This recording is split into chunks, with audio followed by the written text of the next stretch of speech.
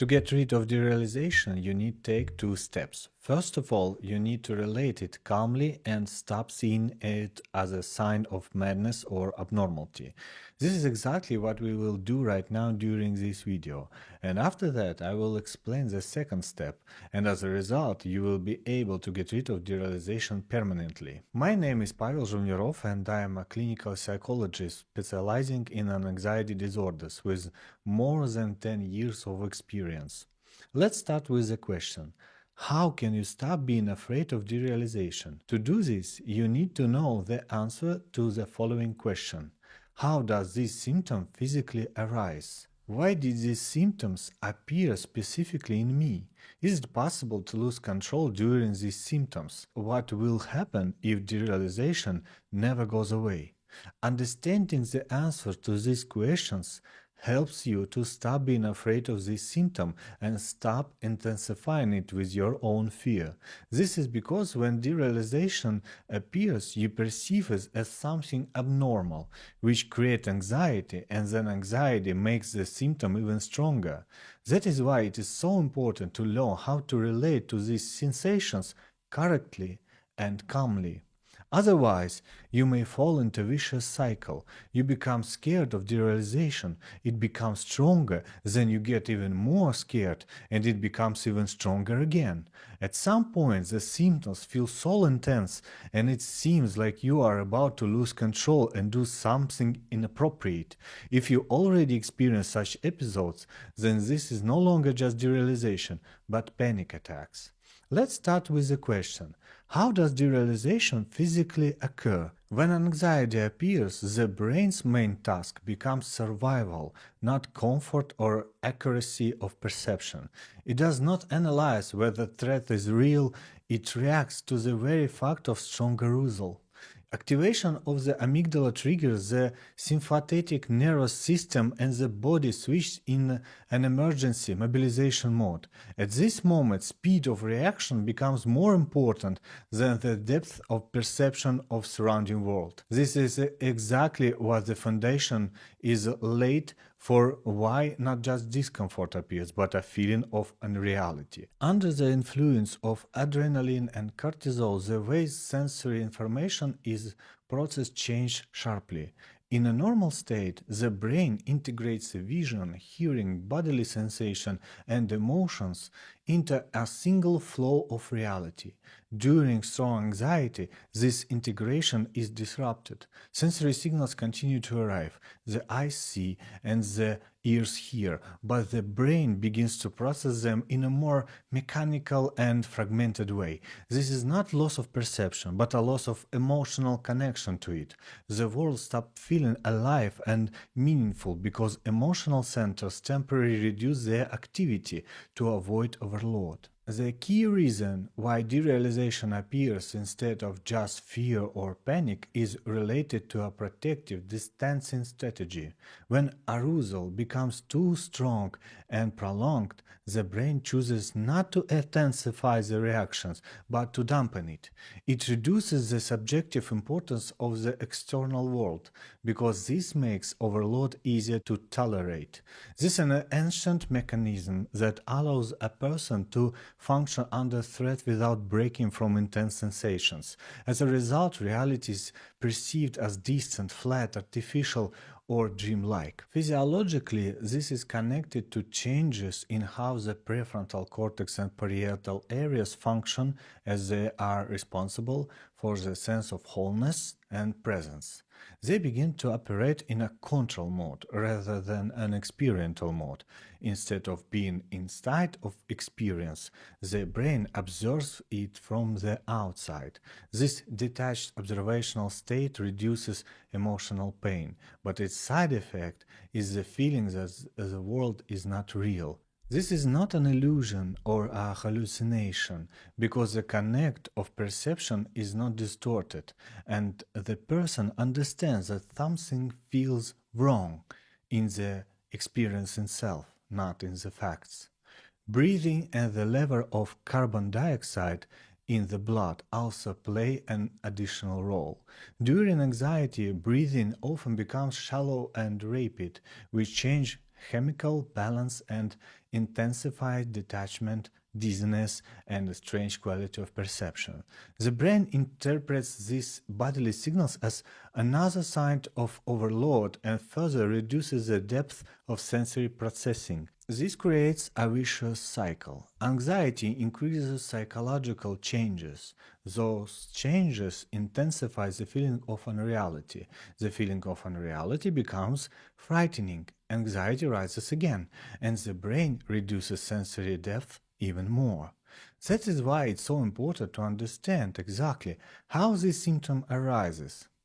This understanding removes secondary fear and stops you from intensifying derealization. Instead, it weakens it, and the brain becomes less overloaded. Ultimately, it is important to understand that derealization is the same symptom of heightened anxiety and nervous system arousal as a rapid heartbeat, muscle tension, dry mouth, or other anxiety symptoms. It is interesting that anxiety triggers several symptoms at once. And it is very important to understand why this particular symptom appeared in your case. In anxiety disorder, there heightened anxiety, there are only three main directions of fear: fear for health, fear for mental stability, and fear of other people's opinions. Their fears are called basic because deep down every person worries about these areas. Usually, one of these fears becomes more pronounced, and this determines which set of symptoms a person experiences during anxiety. With fear for health, heart palpitations, irregular heartbeats, high blood pressure, and dizziness are felt more strongly. With fear of other people's opinions, symptoms that are visible externally appear more often, such as trembling, sweating, and redness. With fear for one's mental state, derealization and depersonalization appear. If derealization is feeling that the world around you is unreal, depersonalization is a feeling that everything is happening not to you, but that you are observing yourself from outside. This symptom is also completely normal. Why does this happen? When you fear for your mental state, you start evaluating everything as normal or abnormal from a psychological perspective. If you experience 10 different symptoms, some of them may feel uncomfortable, but still seem normal to you, while others you may see as sign of mental problems. You automatically begin to focus on those symptoms and notice them more, and fear of the symptoms themselves makes them stronger. There is a simple example. A person is asked to open a cupboard where toys of different colors are placed on the shelves, and they are asked to find only the red toys. Then the cupboard is closed, and they are asked how many white toys were inside. The person who was focused on red toys could not notice how many white toys there actually were, and felt that there were very few, as if the cupboard mostly contained red toys. When the cupboard was opened again and they were asked to look specifically for white toys, it turned out that there were even more white toys than red ones. Therefore, the conclusion is this: through selective focus, fear for your mental state, and overall heightened anxiety, you yourself created a symptom such as derealization. Many people have said that during a strong shock in their life, they also felt as if they were in a movie, as if everything was not happened to them. This was derealization and depersonalization. But because they did not have chronic anxiety or fear for their mental state, they did not perceive this symptom as something abnormal and did not fixate on it. Now let's look at the main fear. What if I lose control during derealization? There are two important points here. First, derealization is a symptom of anxiety, which means it is an emotional problem, not a mental illness. Losing control means that you do not control your actions and do things you would not normally do. But how does this actually happen? If I light a candle and ask you to put your hand over it, what happens in your mind? First, a plan appears to move your hand toward the flame. Then you become aware of consequences of this plan. You will get burnt and it will hurt. As a result, fear appears before you perform the action. This fear and awareness of consequences prevent you from putting your hand over the flame. The chain looks like this. First, a plan appears, then awareness of consequences, and then fear, which stops the plan from being carried out. A mentally ill and inadequate person may put their hand over the flame because they lack the ability to understand consequences and do not experience fear of them. Now, let's return to you. When you experience derealization, a plan appears in your mind. What if I lose control? Then you become aware of the consequences of that plan.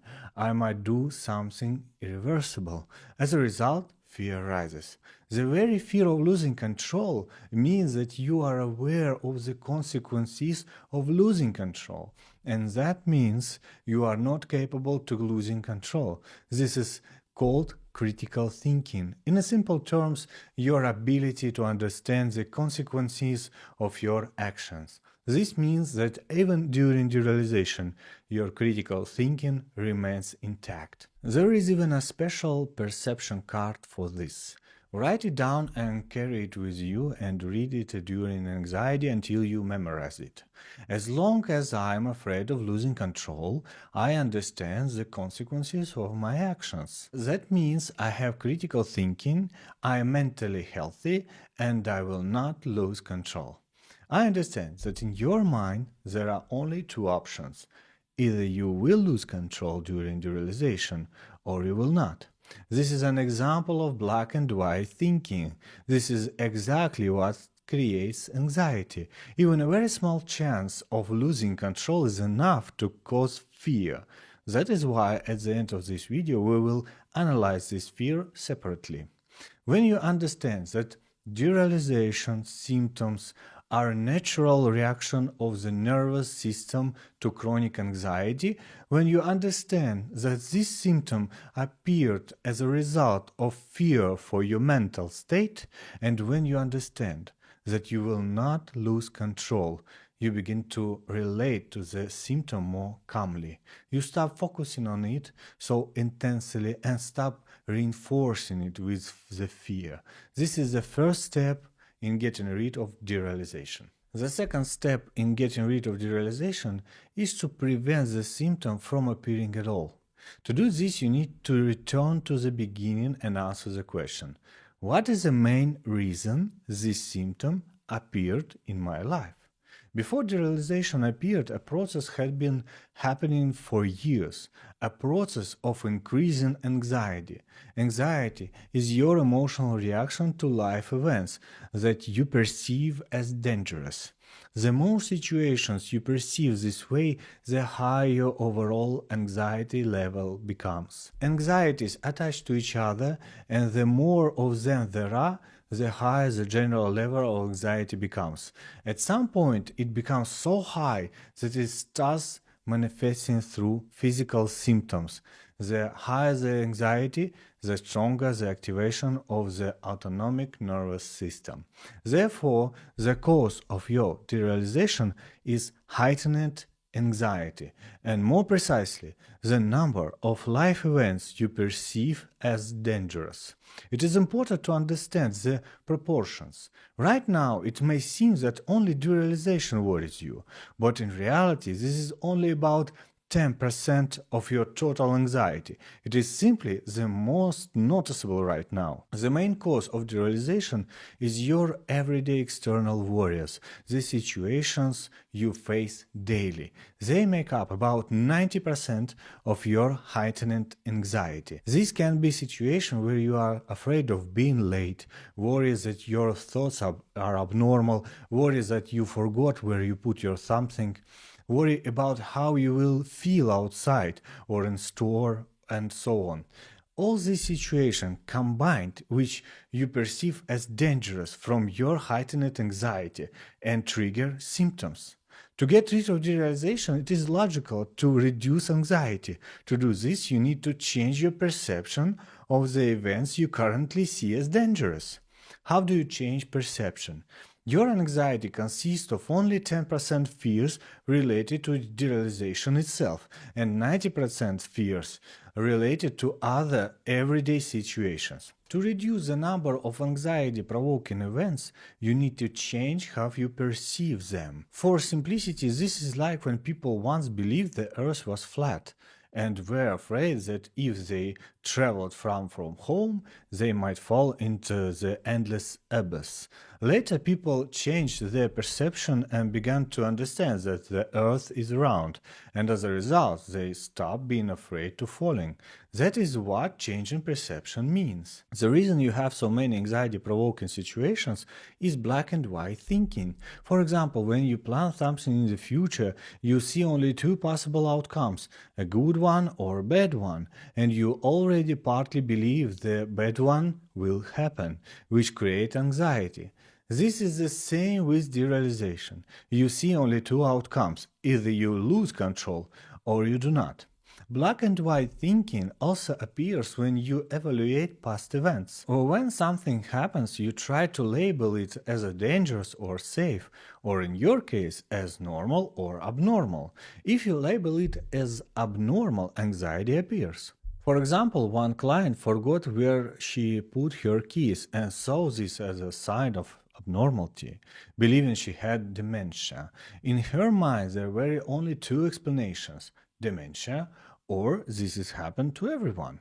To get rid of black and white thinking, you need to expand it. This means learning to see many possible outcomes in the future, not just two, and understanding that past events result from a combination of factors, not a single frightening cause. For this, we will use a cognitive behavioral therapy technique called ABC model. Let's examine this using our example.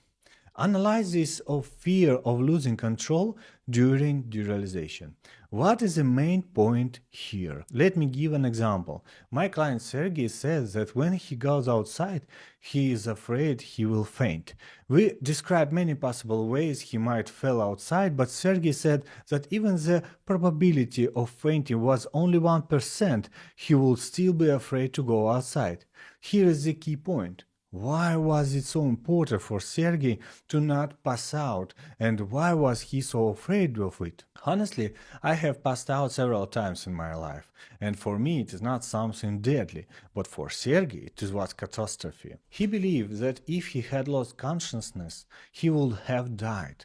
That is why even a very small probability was enough to keep him afraid of going outside. The same applies to derealization. Even if you believe the probability of losing control is very small, you will still be afraid of derealization. That is why we need to examine what would exactly happen if you did lose control. By analyzing this fear, you will begin to relate to derealization much more calmly.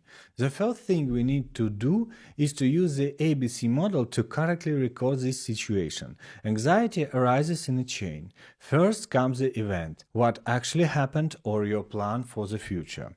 Then comes your perception of that event or a plan. If you perceive it as a dangerous, anxiety appears. ABC is simply a repetition of this chain. As A stands for the event, B for perception, and C for anxiety. So the situation where you are afraid that derealization will occur and you will lose control look like this. A. I thought about how I will behave if I lose control during derealization. B. What if I do something bad? C. Anxiety. In this case, anxiety arises because you see only two options. Either you do something bad or you do not. This is black and white thinking. To expand your perception, you need to find many possible behaviors if you lose control, from the worst to the best, and they must be realistic and easy to imagine. For example, if I say that weather outside is normal, can you imagine that? But if I say that it's sunny and snowing at the same time, your brain immediately creates images. Your options must be concrete. Since you are probably not familiar with this technique yet, and we are discussing a serious and very anxiety-provoking situation, we will not start with the worst possible scenarios. Let's take a situation where you are alone in your apartment, you experience derealization, and you lose control. What actions might you take? For example, the first options could be that you start screaming and breaking furniture. This is the worst case scenario, the most inappropriate behavior. From there, we gradually move toward more adaptive options. The second option could be running around the apartment and screaming. This is already a more appropriate response. The third option might be lying on the floor and crying. The fourth option could be lying under the blanket and doing nothing. The fifth option could be sitting on the couch and staring at the one point. The sixth option could be impulsively buying random things online. The seventh option could be cleaning the entire apartment. The eighth option could be sending messages to everyone telling them how much I love them. The ninth option could be buying gifts for your loved ones for no reason.